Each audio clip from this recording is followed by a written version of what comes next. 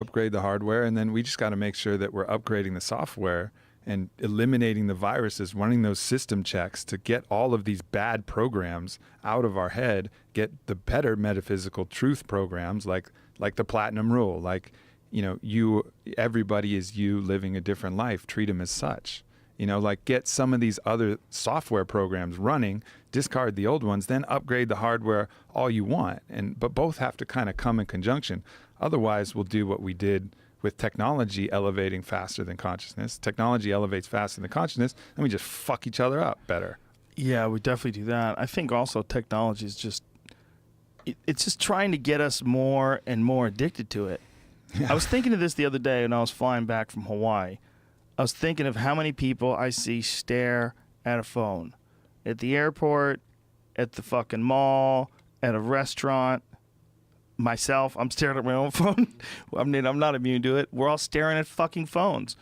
And I'm like, if I was a pilgrim, if you you went back in a time machine, you grabbed a pilgrim, and you dragged them to 2016, and you said, what are you seeing?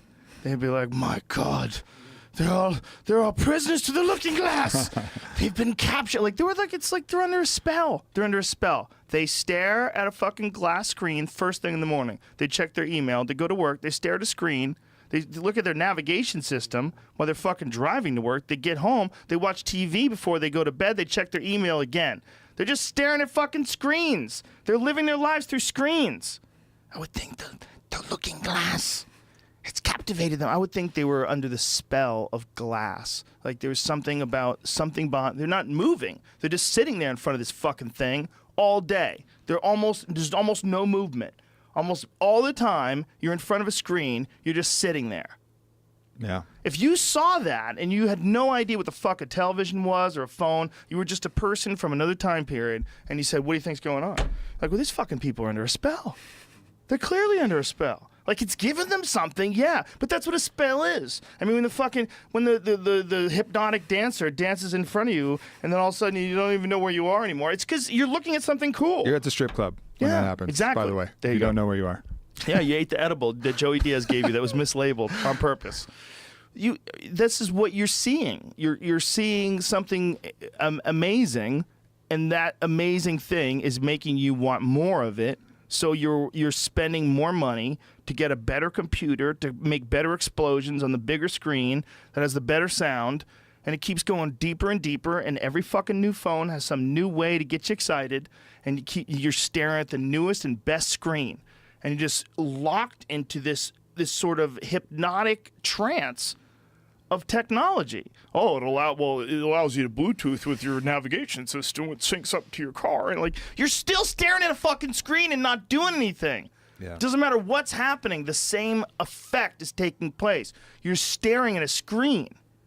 I think what's interesting to me is I think we're in this intermediary stage where we're watching this rapid advancement and things are getting more and more interesting.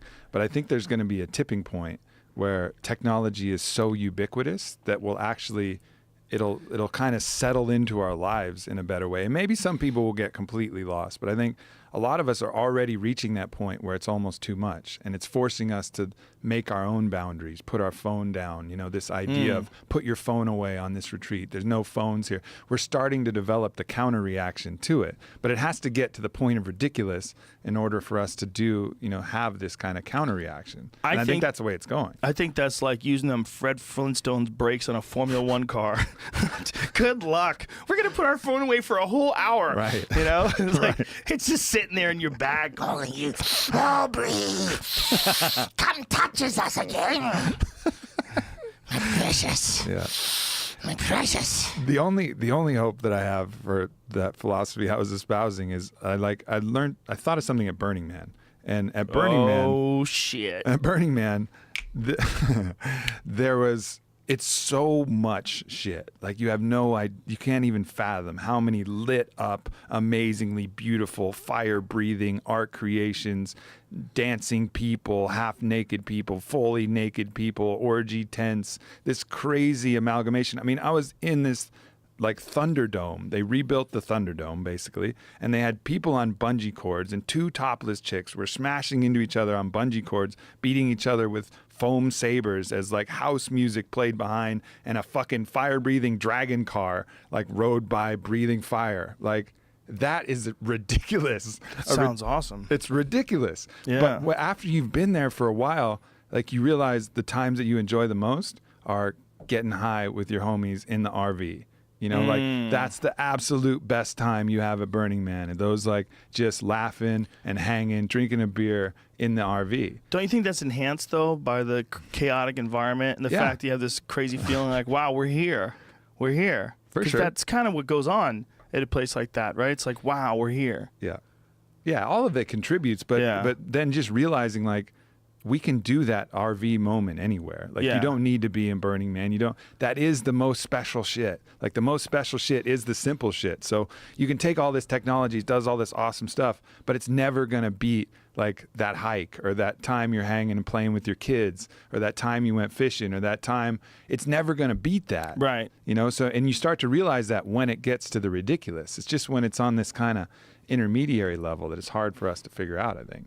Yeah, well, I think the only way to truly appreciate the natural world, to truly appreciate the wonders of the natural world, is to be engaged in it separate of the electronic world. Like, if you're on some crazy hike, but you're also staring at your phone the entire time you're walking, you're just not going to get the whole feel. Like, if you're hiking in Yosemite, and, you know, some of those incredible views and vistas, and you're traveling around these amazing nature, just like, you're not going to really take that in if you're looking at your phone all the time. Or thinking about what picture you're going to take. Yeah, you're you doing gotta a bunch of ditch that. selfies. Yeah. Because you're inherently, there's nothing about the phone that is in the present moment unless something is immediately popping up, right? Right. Like, it's all about the past, how I look, you know, if the future, what am I going to post, what's going to come. So it takes you out of the present moment. And I think present moment is really the only pleasurable state that we have on the planet, is when you're present. It's those fucking screens, man.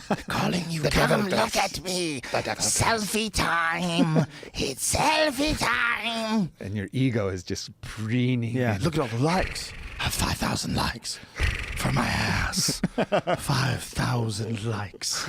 Yeah, you put filters on shit, and you want to get that angle perfect. Gotta get those It's likes. so